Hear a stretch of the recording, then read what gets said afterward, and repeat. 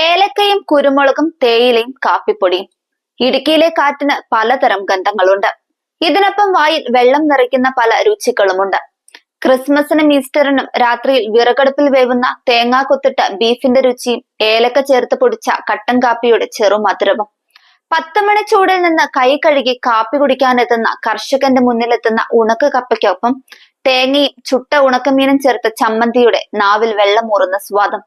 കല്യാണ വീടുകളിൽ ചൂടോടെ വിളമ്പുന്ന എല്ലും കപ്പയും എല്ലാം. കപ്പ ഇടുക്കിക്കാരുടെ ആത്മഭക്ഷണമാണ്, പണ്ടും ഇന്നും എന്നും. ഇടുക്കിയിലെ വീടുകളിൽ വറുതിയിലേക്കുള്ള ശേഖരമാണ് ഉണക്കക്കപ്പ. കപ്പ ഉണക്കുന്നത് ഒരു ആഘോഷമാണ് ഇടുക്കിക്കാർക്ക്.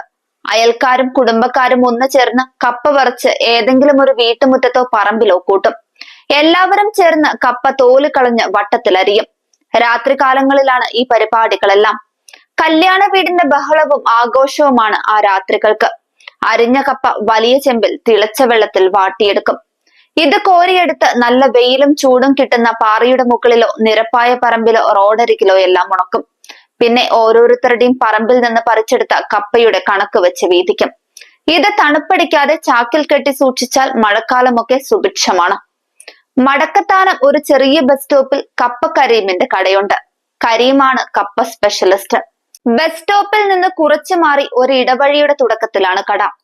കപ്പ ഇറച്ചി എന്ന പേര് മാത്രം കടയുടെ മുന്നിൽ കാണാം. ഉച്ചയ്ക്കാണ് കട തുറക്കുക. എന്നാൽ കരീമിക്കയുടെ വീട്ടിൽ പോയാൽ കപ്പ ബിരിയാണി വെക്കുന്നത് കാണാം. മടക്കത്താനത്ത് നിന്ന് തൊടുപുഴയിലേക്കുള്ള വഴിയിലാണ് കരീമിക്കയുടെ വീട്. കരീമിക്കയും ഭാര്യ പാത്തുമ്മയും മരുമകൾ നസീമും കപ്പ ബിരിയാണി ഉണ്ടാക്കുന്ന തിരക്കിലായിരിക്കും. 45 വർഷത്തിലധികമായി കരീമിക്ക ഈ കപ്പ ഇറച്ചിക്കട നടത്തുന്നു. കേരളത്തിലെ പല ഭാഗത്തു നിന്നും കരീമിക്കയുടെ എല്ലും കപ്പയും തിരക്കി ആളുകൾ വരാറുണ്ട്. കുറച്ചു കാലം മുൻപ് വരെ രാവിലെ മുതൽ കട തുറക്കുമായിരുന്നു. കപ്പയും മത്തി വറുത്തതുമായിരുന്നു രാവിലത്തെ സ്പെഷ്യൽ. ഉച്ച മുതൽ എല്ലും കപ്പയും. പ്രായത്തിൻ്റെതായ ആരോഗ്യ പ്രശ്നങ്ങൾ ബാധിച്ചതോടെ എല്ലും കപ്പയും മാത്രമായി വിഭവം. എല്ല് കഴുകി വേവിക്കുകയാണ് ആദ്യത്തെ ഘട്ടം. വലിയ ചെമ്പിൽ വിറകടുപ്പിലാണ് എല്ല് വേവിക്കുന്നത്. ചേരുവകളെല്ലാം ഭാര്യ പാത്തുമ്മയുടെ കൈക്കണക്ക്. വറ്റൽമുളകും മല്ലിപ്പൊടിയും ചേർത്ത് പൊടിച്ചതും കല്ലുപ്പും ഗരം മസാലപ്പൊടിയും മഞ്ഞൾപ്പൊടിയും തന്നെയാണ് പ്രധാന ചേരുവകൾ. എല്ല് 1/4 ഭാഗം വെന്താൽ കപ്പ തൊലി കളഞ്ഞത് ചെറിയ കഷ്ണങ്ങളാക്കി വൃത്തിയായി കഴുകിയ ശേഷം അതും ചെമ്പിലിടും.